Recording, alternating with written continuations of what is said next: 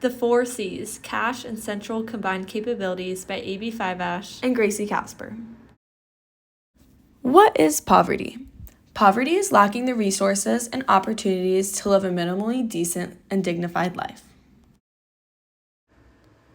How should we measure poverty? We believe that poverty should be measured through the supplemental poverty measure and the capabilities approach. Instead of including all 10 of Nussbaum's central capabilities, we chose the ones we believed were the 5 most important ones. We will be measuring bodily health and senses, imagination, and thought quantitatively, and emotions, affiliation, and play through a quality of life survey. Next, we'll be looking at the OPM, the official poverty measure, a poverty measure utilized by the United States federal government today, determines poverty rates based on gross annual pre-tax cash income absolutely, asking whether American citizens have enough income to satisfy basic needs such as food, clothes, utilities, and shelter. A threshold of 3 times a thrifty food basket was established to accommodate the average American household, spending 1/3 of their annual income after taxes on food. Despite the OPM providing historical comparisons and making adjustments for inflation, it remains outdated due to the changes in spending patterns. Additionally, the OPM threshold accounts for family composition and size, but does not include diverse family structures, such as cohabiting partners that are prevalent today.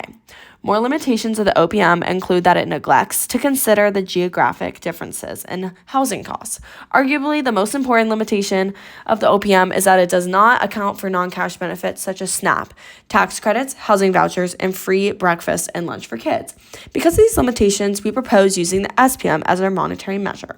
On the right, there is a model from Schreider's article, Poverty in the United States, showing the demographics of poverty using the OPM from 2021 to 2022. Next, we'll be moving on to the SPM. How do you measure the SPM? The Supplemental Poverty Measure, or the SPM, measures poverty not only through pre-tax cash income, including government cash income benefits, but also by looking at meeting one's basic needs, food, clothing, shelter, and utilities. To measure this, SPM adds in all of the resources one is given. It takes into account non-cash benefits, SNAP, NSLP, housing vouchers, tax credits, Social Security, and more, cohabiting partners, and geographical differences in housing costs. Once resources are determined, the next step is to subtract the non-discretionaries, all the aspects you have to pay for, such as taxes and medical expenses. Next, let's look at the threshold. The threshold for SPM was created by taking 83% of the median expenditures of FCSU, food, clothing, shelter, utilities, and multiplying it by 1.2. In basic terms, if your income increases, your ability to get all of your FCSUs will increase, ultimately increasing your quality of life. Lastly, take a look at this model, used in Schreider's article, Poverty in the United States, which greatly shows the positive impacts that non-cash benefits had on poverty. For example, as shown on the top bar, Social Security benefits lifted 28.9 million people above the poverty line. In addition, programs such as SNAP and school lunch move 5.1 million people from poverty. These are just 2 of many examples from Schreider. We decided to utilize the SPM in our approach on how to measure poverty because ultimately, income is a key cause of poverty. Without taking income into consideration, one would not be able to measure poverty because income is the source of all resources, which provides us with a better quality of life. The capabilities approach, a poverty measure refined by Martha Nussbaum and Sen Amartya, uses the idea of capabilities and functionings to evaluate social injustice and quality of life, aiming to achieve human dignity. Functionings are beings and doings, or the various conditions and activities that someone has accomplished. Capabilities are the total set of possible beings and doings, or the things you could be or do if you choose to. Central capabilities, specifically, are essential for providing a minimally decent life suited for the dignity that all humans should possess. Nussbaum created her own list of 10 central capabilities, which include life, bodily health, bodily integrity, senses, imagination and thought, emotions, practical reason, affiliation, other species, play, and control over one's environment. In our measuring of poverty, in addition to the SPM, we propose conducting a quality of life survey based on the capabilities approach. While some may argue that the capabilities approach is too subjective or difficult to measure, we believe its assessment of poverty is imperative in capturing true well-being. Some people may ask which capabilities matter, or how do you decide if someone has enough?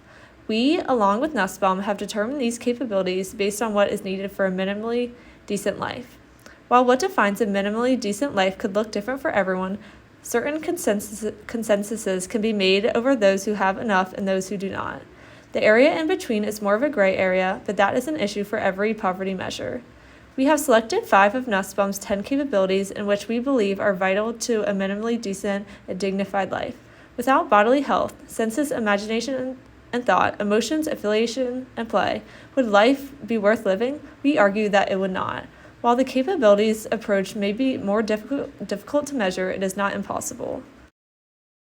Both bodily health through access to healthcare, food and housing insecurity, life expectancy, child mortality, and nutrition, and senses, imagination, and thought through years of schooling, school attendance, test scores, graduation rates, and literacy rates can be measured quantitatively. Despite it being difficult to precisely and quantitatively measure the remaining capabilities on our list, emotions, affiliation, and play can be measured by surveying. Some may argue a quality of life survey to be too subjective since well-being may look different to everyone, but the entire reason why SEN favored the capabilities approach was its consideration of differences in need. As Roybens stated in his The Capability Approach article, a strong acknowledgement of human diversity is one of the key theoretical driving forces of the capability approach. Even though our approach is not perfect, considering quality of life and well-being respects the dignity of all human beings and is better than the alternative of strictly looking at income to determine poverty. In his anti-welfare position and belief that poverty is already over-exaggerated in the United States, Robert Rector, a member of the Heritage Foundation, would argue against the capabilities approach. Taking an absolute approach, Rector believes that poverty was defined by an extreme deprivation of material possessions, such as food, clothing, shelter, and utilities, or simply lacking the basic necessities to survive.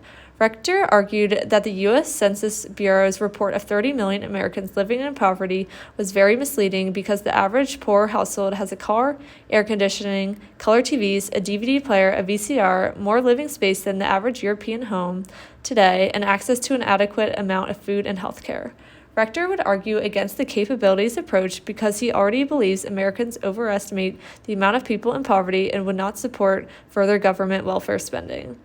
We disagree with this approach because amenities are not an accurate indicator of health and well-being. For example, someone may own a refrigerator but be unable to afford food or electricity, or someone could own a TV but only because they are working 3 jobs with egregious hours.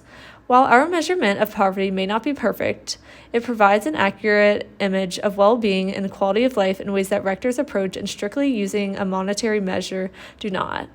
In order to accurately measure poverty while providing a minimally decent and dignified life to all human beings, we must measure poverty through the SPM and the capabilities approach. Here is our works cited Part 1, Part 2, and Part 3.